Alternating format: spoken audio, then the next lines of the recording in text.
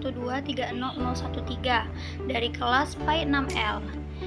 Di sini saya akan menyampaikan materi tentang ijma sebagai tugas akhir semester mata kuliah Ushul Fiqh 2 yang diampu oleh Bapak dosen Dr. Muhammad Yusuf MPD. Baiklah, sebelum memulai pemaparan, izinkan saya membacakan pantun terlebih dahulu. Angin sejuk di tepi taman, langkah tenang menuju tujuan. Izinkan saya menyampaikan pemaparan, semoga jelas dan mudah dipahami. Secara bahasa, ijma berarti kesepakatan atau kebulatan tekad terhadap suatu persoalan. Secara istilah, ijma adalah kesepakatan seluruh mujtahid umat Islam dalam suatu masa setelah wafatnya Nabi Muhammad SAW terhadap suatu hukum syar'i. Ijma menempati posisi penting sebagai sumber hukum ketiga setelah Al-Quran dan Sunnah atau hadis, serta menjadi bukti bahwa hukum Islam tidak hanya bersifat tekstual, tetapi juga rasional. Pengertian ijma secara terminologi menurut usul fiqh ialah kesepakatan itu harus dilakukan oleh seluruh mujtahid. Yang dimaksud dengan para mujtahid adalah mereka yang hidup pada saat terselenggaranya ijma, bukan mereka yang telah tiada atau yang belum lahir.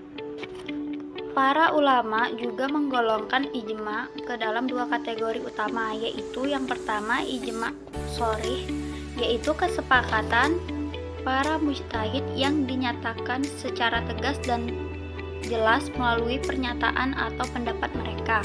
Yang kedua, ijma sukuti, yaitu kesepakatan yang terjadi ketika sebagian ulama menyatakan pendapat, sementara yang lain tidak memberikan keberatan atau sanggahan terhadapnya. Rukun ijma sebagai berikut. 1. Mujtahid. Kesepakatan harus dilakukan oleh para mujtahid yang memiliki kemampuan istinbat atau menggali hukum berdasarkan Al-Quran dan hadis. 2. Kesepakatan. Ijma hanya sah apabila seluruh mujtahid pada masa tersebut sepakat tanpa ada perbedaan pendapat.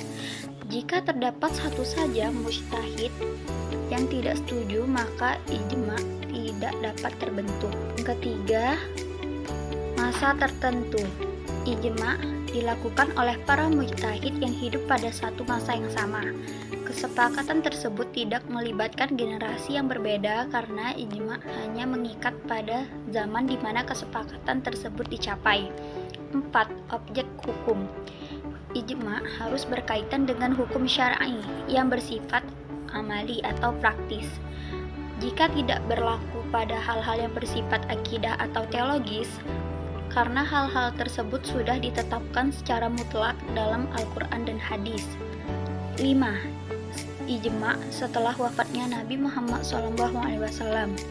Ijma hanya terjadi setelah wafatnya Nabi Muhammad SAW selama Nabi masih hidup. Tidak ada kebutuhan akan ijma karena beliau menjadi rujukan utama dalam setiap persoalan hukum. Macam-macam ijma. 1. Ijma shorih, merujuk pada kesepakatan yang dicapai oleh para mujtahid pada suatu periode tertentu mengenai hukum suatu peristiwa, di mana masing-masing mujtahid menyampaikan penyampaiannya atau pendapatnya secara jelas melalui fatwa atau keputusan hukum. 2. Ijma sukuti adalah kesepakatan yang terjadi ketika sebagian mujtahid menyampaikan pendapat, sedangkan mujtahid lainnya tidak memberikan tanggapan. Kehujahannya masih diperselisihkan karena diam tidak selalu berarti setuju. Namun menurut ulama Hanafiyah, ijma sukuti tetap dapat dijadikan hujjah atau dalil hukum. Syarat-syarat ijma. 1. Kesepakatan atau kesamaan pendapat antara seseorang dengan yang lain, baik dalam hal keyakinan, perkataan, atau perbuatan. Hal yang harus terpenuhi bagi terlaksananya ijma. Menyangkut syarat ini terdapat beberapa hal yang harus dipenuhi. Kesepakatan itu adalah kesepakatan yang bulat dari seluruh mujtahid, baik dari semua mujtahid yang berbeda tempat dan golongan. Kesepakatan itu harus nyata dari lisan dan perbuatan. Selain itu, semua mujtahid sepakat tentang hukum suatu masalah tanpa memandang asal dan negeri. 2. Berkenaan dengan mujtahid. Ada 3 syarat yang harus terpenuhi bagi seseorang untuk menjadi mujtahid, yakni memiliki pengetahuan tentang Al-Quran, hadis, dan persoalan-persoalan yang telah menjadi objek ijma sebelumnya, dan memiliki pengetahuan kebahasaan, yaitu bahasa Arab. 3. Yang melakukan ijma haruslah berasal dari umat Nabi Muhammad, bukan orang kafir dan bukan juga umat terdahulu. 4. Terjadi setelah wafatnya Nabi Muhammad SAW. Selama Nabi hidup, hukum ditentukan langsung oleh wahyu dan sabda beliau. 5. Berkaitan dengan masalah hukum syara seperti wajib, haram, sunnah, dan seterusnya.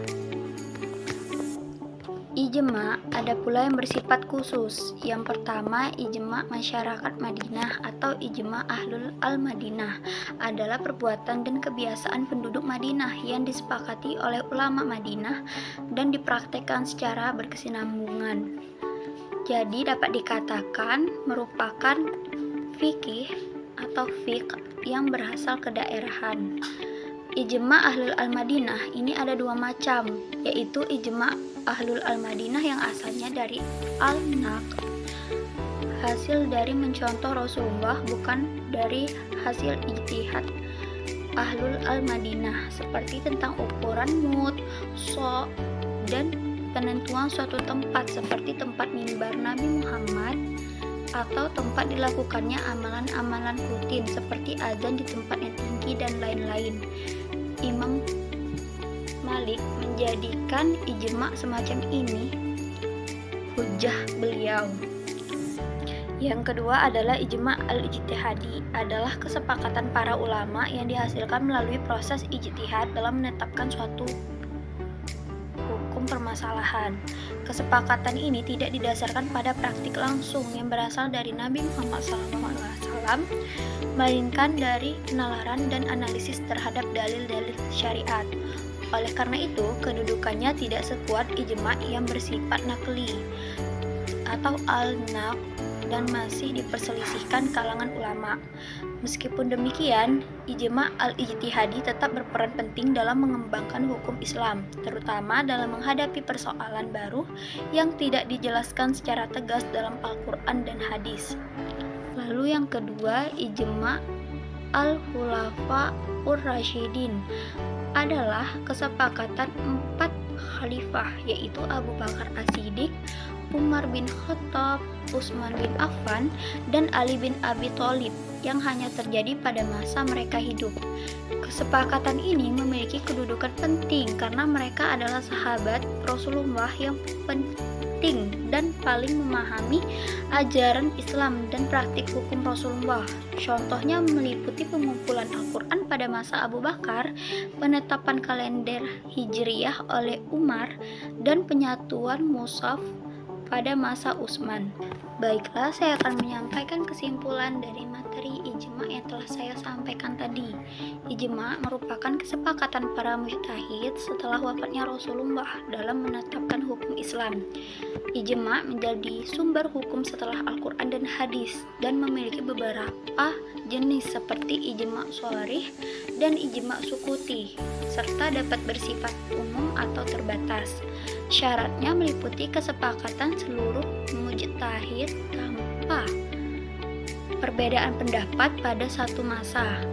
Ijma khusus seperti ijma Madinah dan ijma khulafa ur-rasyidin yang menunjukkan kesepakatan dalam lingkup tertentu tetap memiliki nilai penting dalam penetapan hukum Islam. Sekian yang dapat saya sampaikan.